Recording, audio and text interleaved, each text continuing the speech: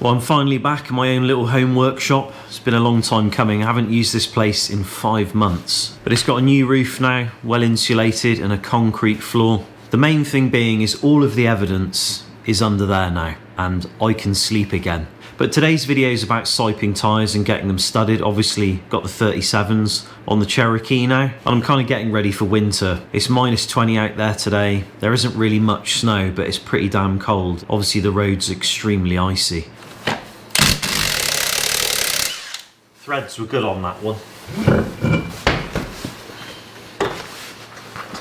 So obviously this is not a winter tyre, I've said it before. To make this one road legal for winter driving, it needs studs. So studs then make it allowable for winter driving. I've put 180 studs in this tyre. These are JX50s. That probably doesn't mean anything to most people, and it won't mean a lot unless you put that in Google, and you'll see that these come from AliExpress. I got 700 studs for about 2,500 crowns, which is very cheap, and I wanted to give them a try. I've actually got only one stud so far. In the last 4 weeks of driving these has failed on me, as you can see right there. I'm not sure why, probably manufacturing. I'm gonna pull this one out, the stud, all right, calm down, and replace it with this, but it can't go in the same hole. I know, like, there's so many jokes here, but we've only just got into this video, all right? Jesus. Probably got too hot. It's a very simple procedure anyway, studding tyres. I mean, I'm just going to put that one there.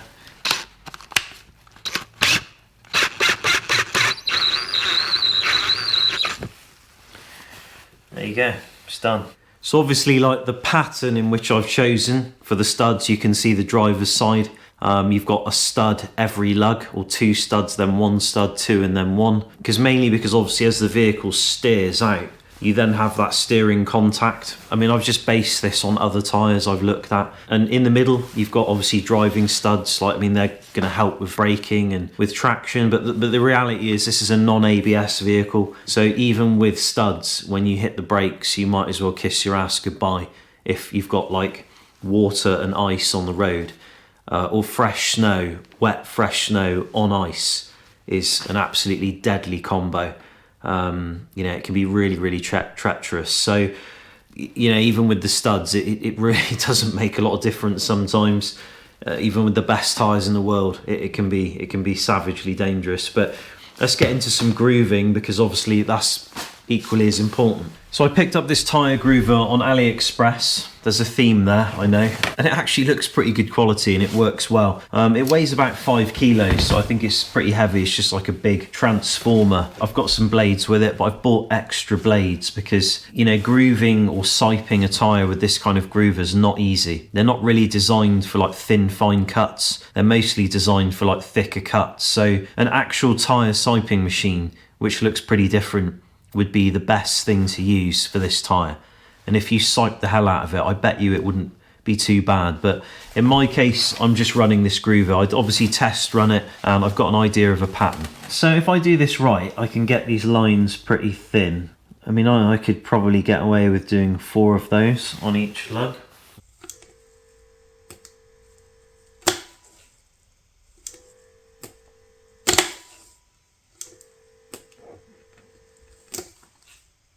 Hopefully you can see that. That's pretty much the best I can do with this tool in terms of the thinnest lines. And I think that should be all right. It's obviously going to make a big difference, but what I will say is I was wrong about this tyre, and somebody else in the comments did say it. It's a very soft compound. Hopefully that will work in my favour, but it just depends how it reacts in extreme cold. Well, I've dialed this groover in pretty good now, and I'm cutting some nice thin sort of grooves or sipes into the tyre.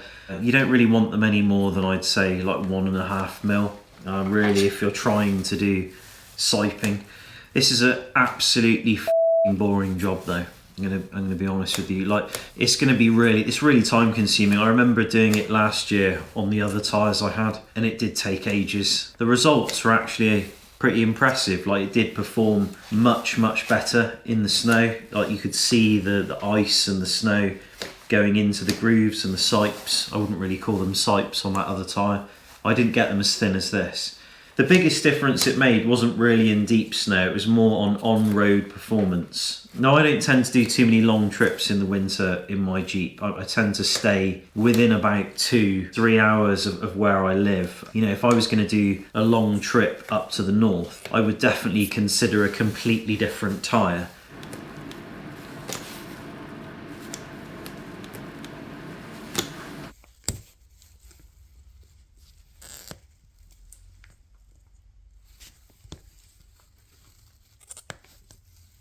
And there it is, a fully completed MCQ Chatterpolita 37. Tried and tested. The amount of research that has gone into the production of this tyre, it really can't be, it just can't be comprehended. Let me just put it this way, cleverly thought out is an understatement. Well, that's one tyre finished, and that took flipping ages. But in all fairness, I was kind of trying to work out what I was doing with it. I had a document that I built on Photoshop of what I thought I was going to do, but it didn't quite work out that way. I think it looks really good, and the main thing is I've managed to get it to air down and produce a much bigger footprint than how it looked previously. And that was kind of the main thing. Putting in the grooving and the siping is super important, but really, above all that, I just want a really big footprint and for the tyre to deform properly. So this is on half a bar, which I think is around 7 psi, something like that. The other tyre over there is the same.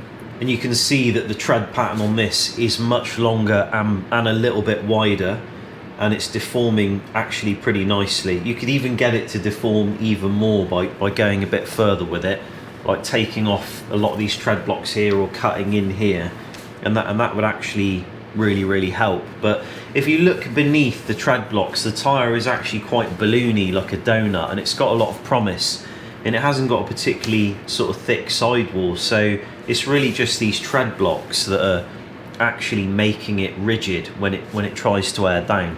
And in all fairness, if you're rock crawling or you're off-roading and you're not in snow, you probably don't want to be doing what I'm doing, because I'm sort of weakening the tyre up. I'm pretty happy with how it's turned out. It's actually showing some promise at potentially being a pretty decent tyre maybe. But you know, looking at the tyre in general, it is definitely going to want to dig, but hopefully it just, yeah, we'll see. We'll see how it performs. But I got 3 more to do. So I'm going through the motions of pulling stones out the tyre again. My stupid fault for using them before I did all this work. But in all fairness, I just didn't know when my garage would get done. So I just had to get the tyres studded and on, because it was illegal for me to be driving around without them.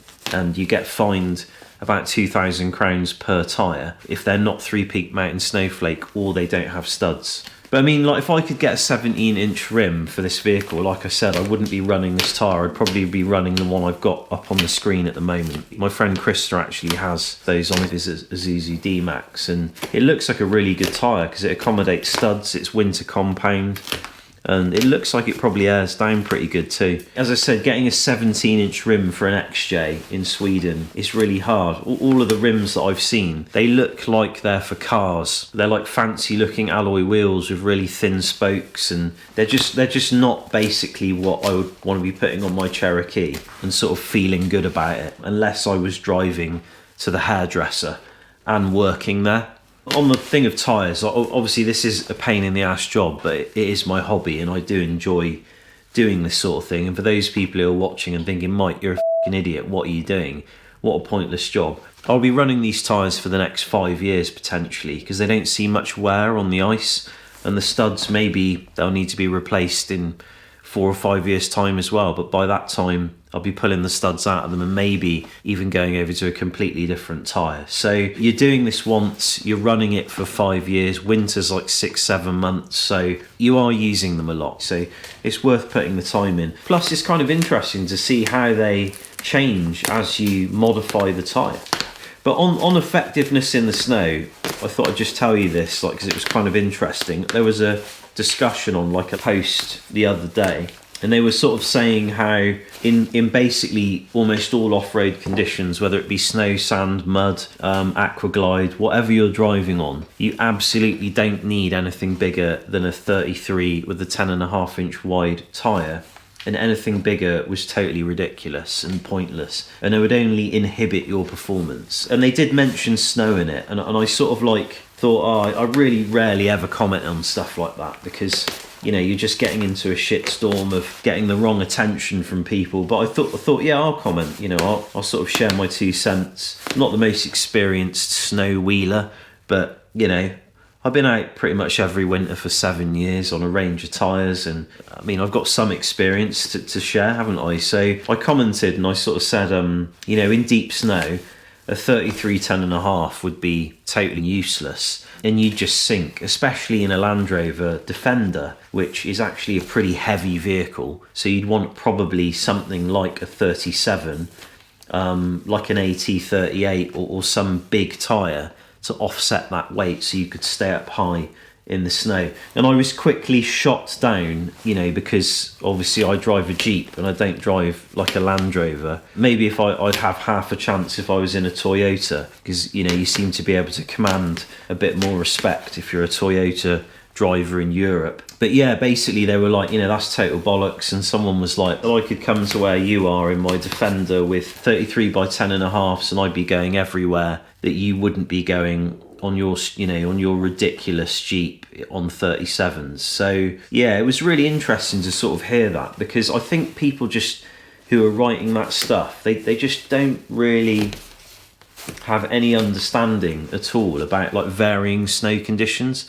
I think they must be in countries where you're only seeing wet snow and maybe like a maximum of like 2 foot at the very most. So, you know, you want a narrow tyre because you're not like a snow height level that is inhibiting the ground clearance of the vehicle yet, and the tyres are still able to do work, like, and contact something hard beneath.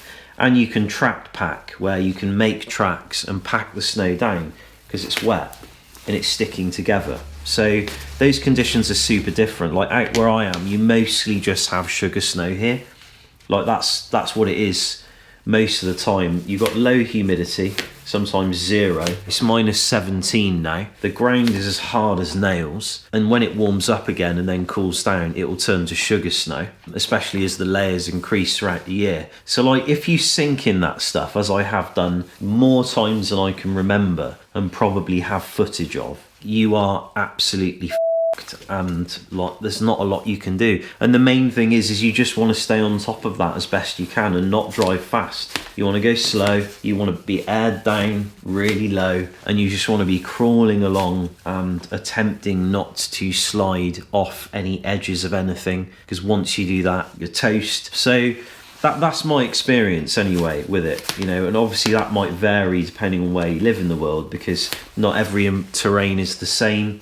If you're kind of watching this and you know, and you're thinking, oh, what a ridiculous, pointless job, you know, you've got to sort of think about it a slightly different way, really, in that you probably haven't had the same experiences as me.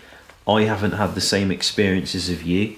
You know, if you want to know anything about like Bigfoot and how to like satisfy him to get away, then just drop me a line and I'll sort you out. This tyre's ready. That was a lot of work.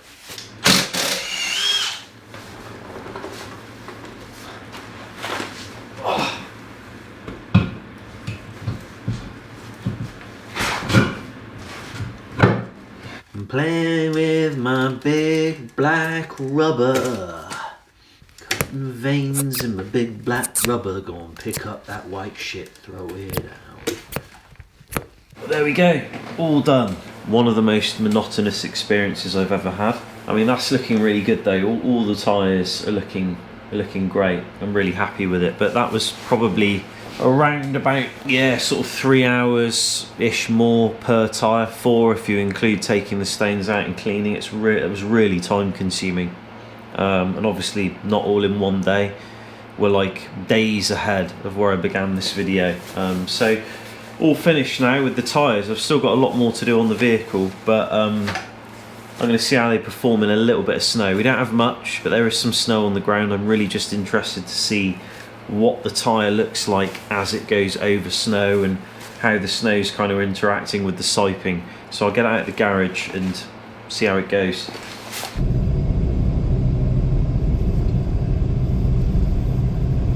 So we don't really have a lot of snow right now. It's about minus 25 degrees C. Beautiful sky when it's like this. You always get this red sky, but I'll go to the back of the vehicle because the diesel heat is kind of loud. I mean, obviously it's not a winter tyre. You can see there's not much contact, and normally a winter tyre, well, you want a lot more contact, but you can see they're picking up snow and it's doing its thing. And it doesn't really feel squirrely on the road and weird. It feels good when driving on ice. Obviously the studs are doing their thing, but you'll see all those little sipes kind of packed out with snow there. And this is dry snow, because we have such cold temperatures now, like minus 25. You can't make a snowball. This is kind of like sugar, basically, like salt. It's the worst kind of snow. I mean, they call it sugar snow, so you know, it's a pain in the ass, but the vehicle's doing well. I mean, you know, as I say, I need to test it. We don't have great snow. If it was like, you know, maybe 40, 50 centimetres thick, like a couple of foot, then you'd be able to really get an idea of what they're doing, like when they're aired down. But all in all, I think that's a job well done. That's as best I can do with that tyre. Well, I do apologise, that was a really disappointing end to a video. All that siping and studding and talking about performance in snow, and I'm literally driving around on like a centimetre of like sugar snow.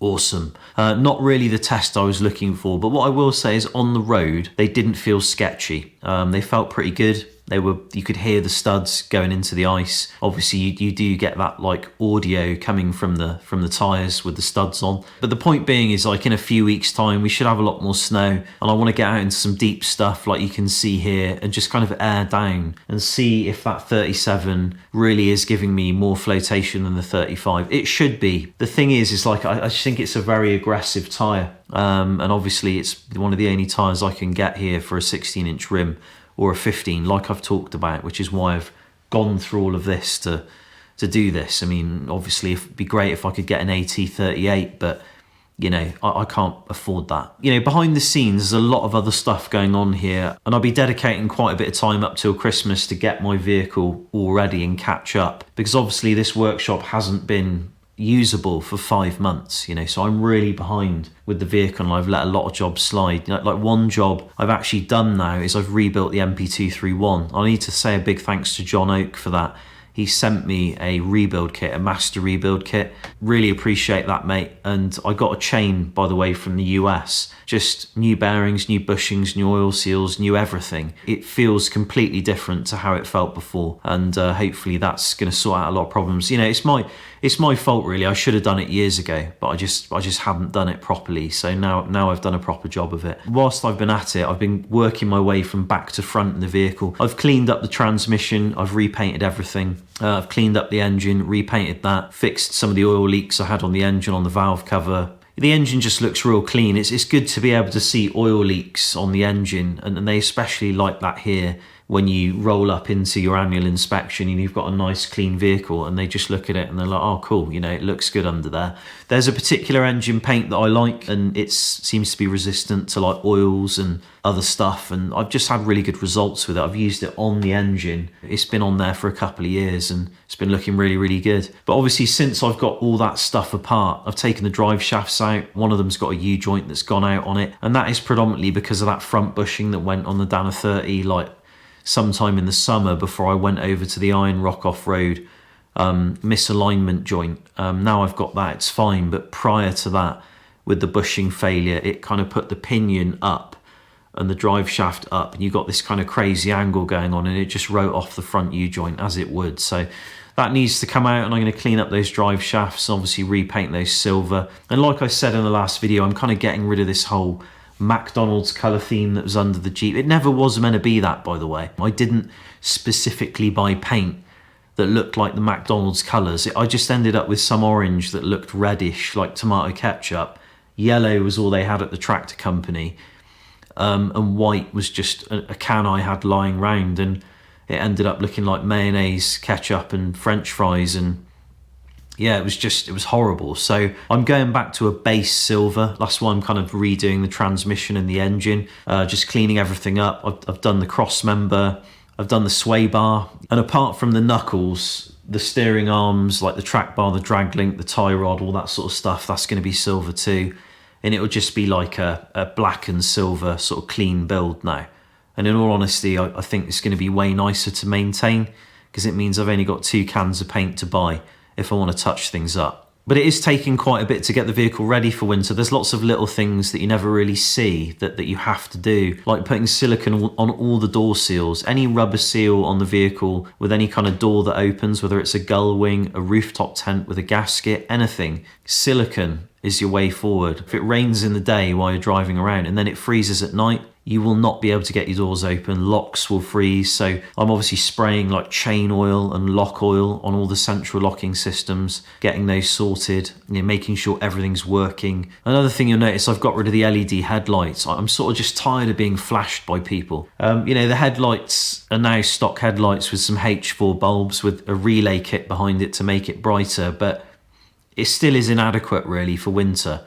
But I do have enough extra lights really that I can see properly, but I need to find a solution for that. Something that looks good, something's a bit more modern, but something that's still legal. Maybe like a Hella upgrade kit, like a guy I follow online, Cherokee Classic. He's got that for his Cherokee. It looks real nice.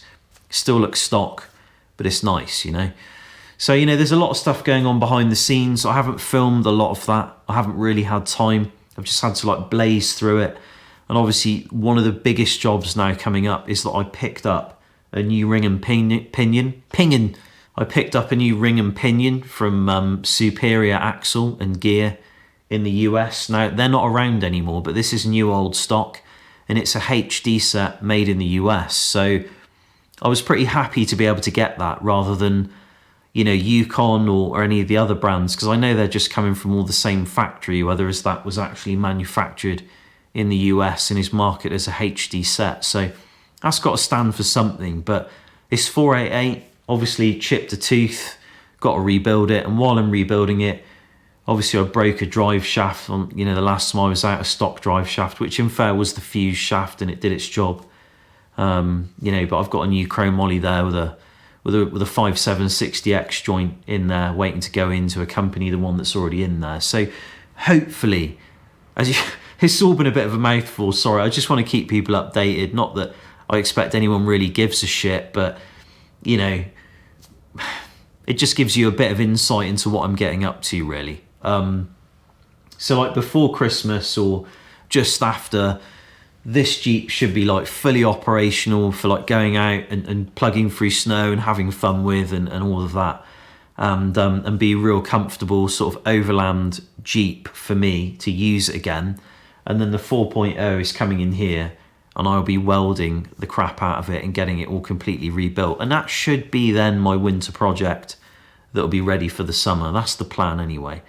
Look, that was a mouthful, basically.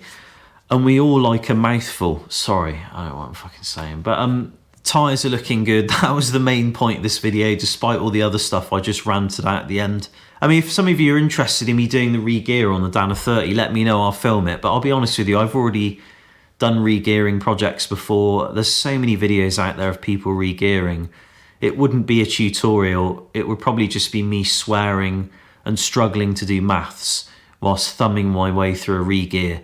But being happy that there's loads of silver shit under my vehicle again, because shinies for life. I'm back, all right? Restored.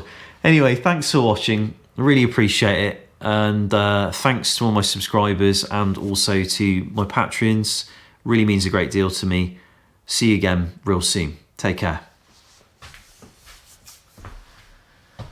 If I can give you everything, if I can, you fucking piece of shit.